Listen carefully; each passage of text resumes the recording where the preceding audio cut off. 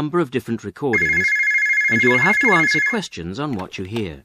Westfield Sports There will Centre, be can I time help for you you? to read the instructions Yes, I and hope questions, so. I've and you will have recently a moved chance to to the check area your work. and I want to do some sports activities. All the recordings will be Well, played we have once excellent only. facilities, including a new gymnasium The test is and in several 4 tennis sections. courts. Our tennis Write team all are your always looking answers for in the new listening people. question booklet. Oh, I was never any good At at the end of the gymnastics. test, you will be given and I 10 don't think I've minutes got to the time transfer to your put into answers learning to an tennis. answer sheet. No, I'm more interested in Now swimming. turn to section 1. And I'd also like to take a few yoga classes if I can. OK, well, we have 3 swimming pools, an Olympic-size 50-metre pool and a 25-metre pool, which are both outdoors, and a heated indoor pool, which is just 15 metres long, but is very popular with our members in the winter. I bet it is. Do members have to pay to use the pools? Well, members don't pay for the pools if they just want to swim laps on their own. We even offer complimentary classes for beginners, but we do charge a small fee if you want to take part in the advanced training sessions. And there's also a fee for our water-based Keep Fit class. Right. And would I need to book any of the facilities, or can I just come whenever I want? We don't actually allow anyone to book the swimming lanes or the gym equipment, but for safety reasons, we can only have a maximum of 7 people in the sauna at any one time, so you do need to put your name on the list for that. Fine. Now, I'd also really like to take a yoga class. Do you have any? Yes, there are classes on Monday, Tuesday and Friday in the morning from 10 till 11, and then every Saturday and Sunday in the evening. Those classes are a bit longer, starting at 6 and finishing at 7:30. Right, I'll just make a note of that. So, does that mean that if I enroll, I can come on each of those days?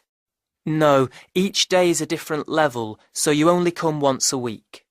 Oh, I see. Well, I've been doing yoga for a little while now, but I am still finding it quite difficult. Which level do you think I should choose? Most people start at the lowest level, and then you can talk to the instructor about changing if you think it's too easy. OK. How much are the classes? They're £1.50 an hour for members. Great. Now, I'd like to come in and look at the facilities. Would someone be able to show me around? Yes, no problem. Who should I ask for? Ask for me. My name is John Doherty. That's Doherty. And should I just ask for you at the reception? Actually, my office is on a different level. Take the lift up to level 1 and you'll see my name on the door right in front of you. Great. I'd like to come tomorrow, if that's okay. What time suits you?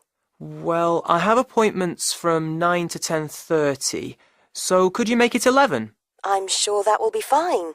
But can I just take your direct number in case something else crops up? That's a good idea. My number's 0117 965 478.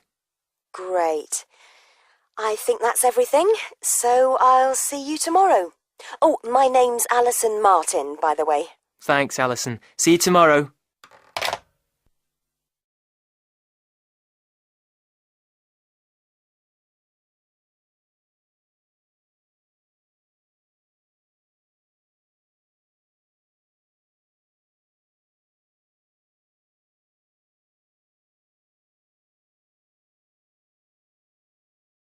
Now turn to section 2.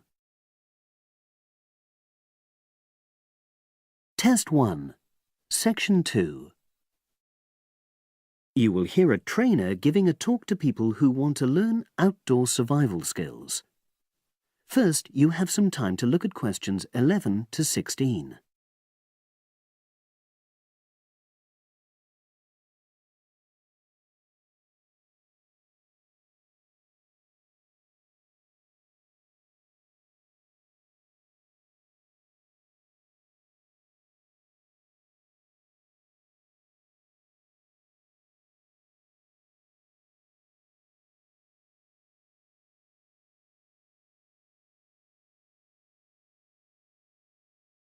Now listen and answer questions 11 to 16. Good morning, everyone, and welcome to our outdoor survival program. As you know, this week you'll be learning some of the basic information and skills you need to look after yourself independently in the outdoors. These first 2 days will be based here in the classroom, and then we'll be taking a camping trip to put into practice some of the things you've learned. I'm going to start off with the topic of food. And to start with, I'll describe just 2 methods which we'll be putting into practice at our camp, and which make use of natural resources, the steam pit and the bamboo pot. I've got 2 posters here to make things clearer, and I'll start with the steam pit here. To make this, you'll need some dry sticks, some grass, some loose earth, and some stones. And for this week only, some matches. The first thing you do is to dig a shallow pit in the place you've chosen to do your cooking. Let's say about 25 centimeters deep and 30 centimeters wide. Your sticks have to be a bit wider than the pit because you have to put a line of them along the top from one end of the pit to the other. Before setting light to these, you take some large stones and arrange them on top. Then you start the fire and wait till the wooden platform burns through and the stones fall into the pit. At this point, brush away any pieces of hot ash from the stones. You can use a handful of grass and then take another stick and push it down into the center of the pit, between the stones. After that, you cover the whole pit with a thick layer of grass. And then you can put your food on it, wrapped in more pieces of grass, like parcels. Finally, cover the whole thing with earth. You have to pat it firmly to seal the pit. Then all you have to do is take the stick out and pour a bit of water into the opening that it leaves. It should take about 4 hours for your food to cook, as it cooks slowly in the steam that's created inside the pit.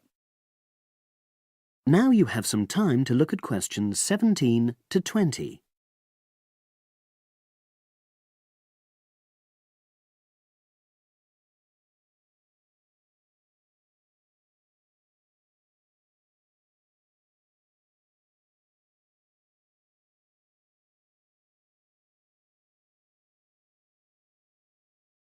Now listen and answer questions 17 to 20. So, simple but effective. The other method you're going to practice this week is the bamboo oven. Now, the steam pit is ideal in certain conditions because the heat is below ground level. For example, if there's a strong wind and you're afraid a fire might spread. But when it's safe to have an open fire, you can use the bamboo oven method. You get a length of bamboo, which, as you probably know, is hollow and consists of a number of individual sections with a wall in between. You use a sharp stick to make a hole in each of the dividing walls apart from the end one. Then you lean the bamboo over a fire, with the top propped up by a forked stick and the bottom sitting on the ground. You pour enough water in the top to fill the bottom section, and then light a fire underneath that section to heat the water. Then you put your food inside the top section, and the steam coming up the bamboo through the holes you made cooks it. I'm going to move on now to food itself and talk about some of the wild plants you might cook. I'm going to begin with fungi. That's mushrooms and toadstools. I'm sure you'll be aware that some of these are edible and they're delicious, but some of them are highly poisonous. Now, whether they're poisonous or not, all fungi that you find in the wild should be cooked before eating, because that helps to destroy any compounds in them that might be mildly toxic. But be aware that any amount of cooking won't make poisonous varieties any safer to eat. Unless you can definitely identify a fungus, you should never eat it.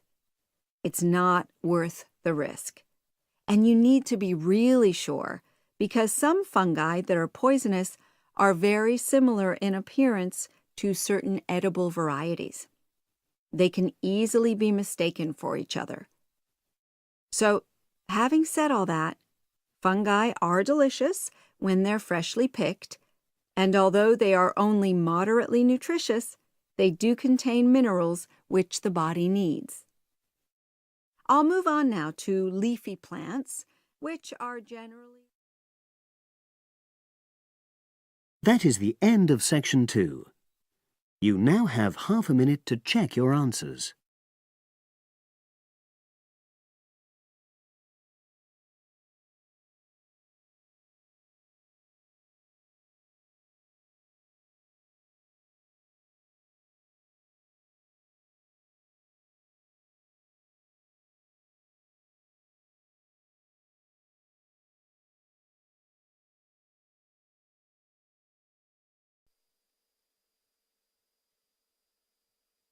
Now turn to section 3.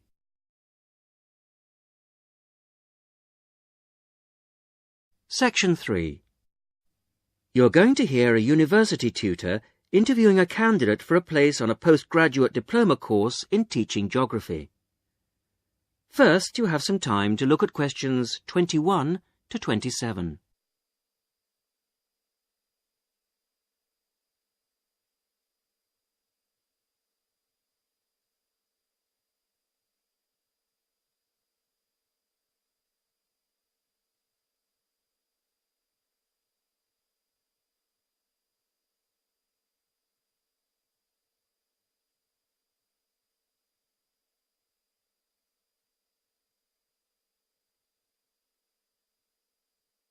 Now listen carefully to the first part of the interview and answer questions 21 to 27. Hello. Jonathan Briggs, isn't it? Yes, that's right. Do come in and sit down. Thanks. Right. Well, Jonathan, as we explained in your letter, in this part of the interview, we like to talk through your application form, your experience to date, etc. And then in the second part, you go for a group interview. Group interview. Yes, I understand. So, your first degree was in economics? Yes, but I also did politics as a major strand. And you graduated in 1989. And I see you've been doing some teaching. Yes, I worked as a volunteer teacher in West Africa. I was there for almost 3 years in total, from 1990 to 1992. How interesting. What organisation was that with? It's not one of the major ones. It's called Teach South. Oh, right.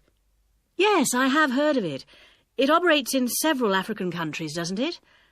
And what kind of school was it? A rural cooperative. Oh, a rural cooperative. How interesting. And what did you teach? A variety of things in different years. I did, with forms 1 to 3, mainly geography, and some English with form 5. Then, in my final year, I took on some agricultural science with the top year. That's form 6. Right. Quite a variety, then. I also ran the school farm. How interesting. Before the interview continues, you have some time to look at questions 28 to 30.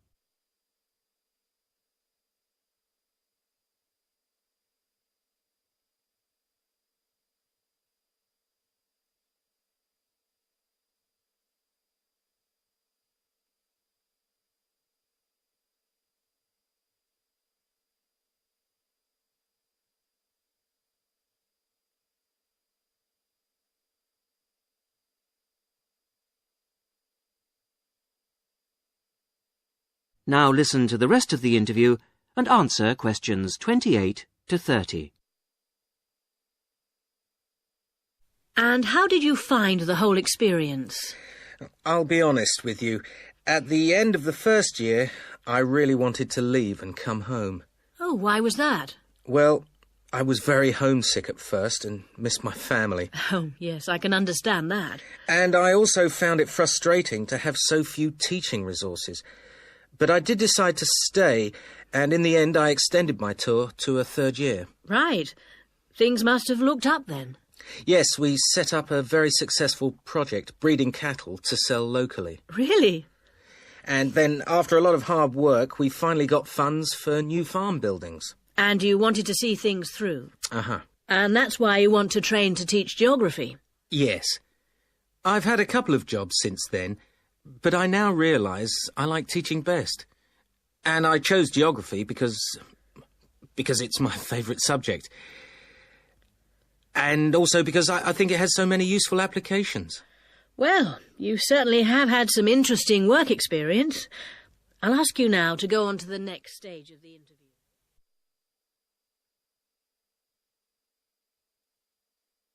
That is the end of section 3. You will now have half a minute to check your answers.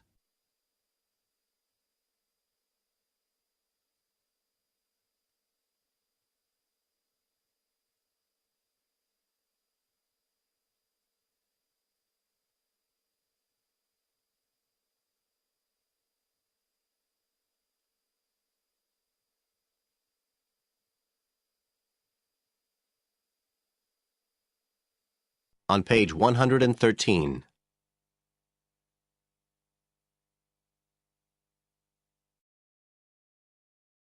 Section 4. You will hear a presentation by a student about a website she has designed for a supermarket. First, you have some time to look at questions 31 to 40 on pages 113 and 114.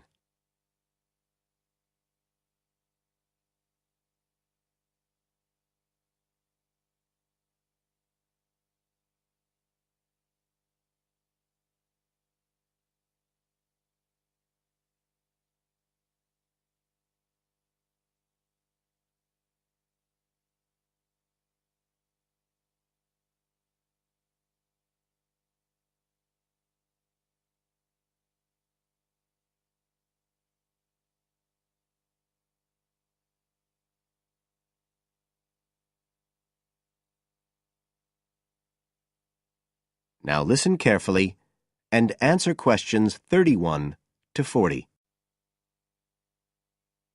For my website design project, I decided to approach SuperSave supermarkets because I have an evening job at the supermarket, so I already have a slight insight into their organisational goals and workings. The field research for my project was in 2 stages. First, I had an interview with Mr. Dunn, who is in charge of SuperSave's customer care department. I discussed the project with him in order to identify the supermarket's requirements.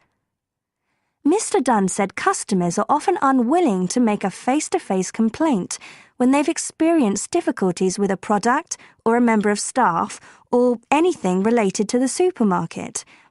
So he said a website which allowed members of the public to get in touch with the organisation and bring the problem to their attention in a private manner might be very useful, and we agreed that I'd work on this.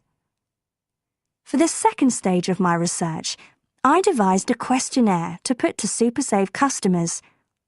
I needed to find out about the customers' experiences of problems together with their attitudes towards making complaints, both directly and indirectly.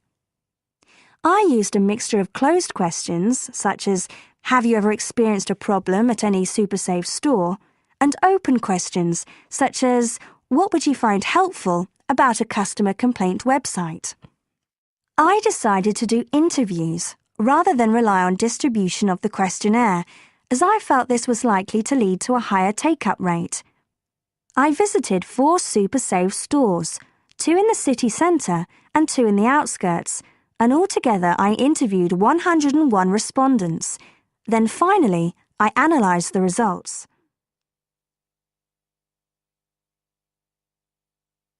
I found the results of the questionnaires to be very informative. I found that out of the total number of customers investigated, 64% had at some stage encountered a problem in a SuperSave store. Out of these people, the vast majority said that they hadn't reported the problem to any member of staff. They just kept it to themselves. The next thing I tried to find out was why they hadn't complained. Well, about 25% of the people I interviewed said the reason was that they couldn't be bothered, and a slightly smaller percentage said that they didn't have enough time. But 55% said the reason was that they felt intimidated. I finally asked if they would be more likely to complain if they didn't have to do it face to face, and nearly everyone I asked said that they would, 95% to be exact. I then set about designing the website to meet these needs. Once I'd completed the website, I made another appointment with Mr. Dunn to find out what he thought of it. Mr. Dunn said he felt that the pages would benefit his organisation by giving customers a new way of expressing their complaints and by making it easier to collect complaints, identify specific places where service and customer care were not as good as they should be, and act upon them accordingly. SuperSave is already a highly customer-orientated organisation, and he thought our website would be an excellent addition to their customer care effort. This is all well and good, but there still remains the general problem with websites, that there's the lack of access to online computers. Surprisingly, in my survey, I found that 88% of those interviewed had access to the internet, which I felt was quite high. But this access wasn't always direct. For some people, it was through their children and grandchildren and neighbours and so on, rather than being readily available in their own homes. This could prove to be a major drawback to the site, but it is still better to have it now to get the edge over competitors, however slight, and in the very near future, it is expected that almost everyone will have direct access to the internet. Another thing to consider is that at the moment I can only base our conclusions on data gathered from a tiny fraction of the supermarket's customer base. In order to get a better idea of how the site is doing and to see how well I have met my objectives, the site will need to have been up and running for at least a few months. After this time, it'll be possible to see whether or not people are actually using the site and if it's helping to make improvements to their customer service. It would also be interesting to study the effect of the site on staff at the supermarket. Morale could be dented as more complaints come in. Staff may feel they are being unfairly criticised and that there is no need for another way for customers to complain. But also, the site could boost morale by making staff come together to overcome the constructive criticism, and they may gain more job satisfaction by knowing that they are making a difference to the customer. So, overall, I feel my website has met my objectives, but there is scope for improvement and expansion. Are there any questions? That is the end of Section 4. You now have half a minute to check your answers.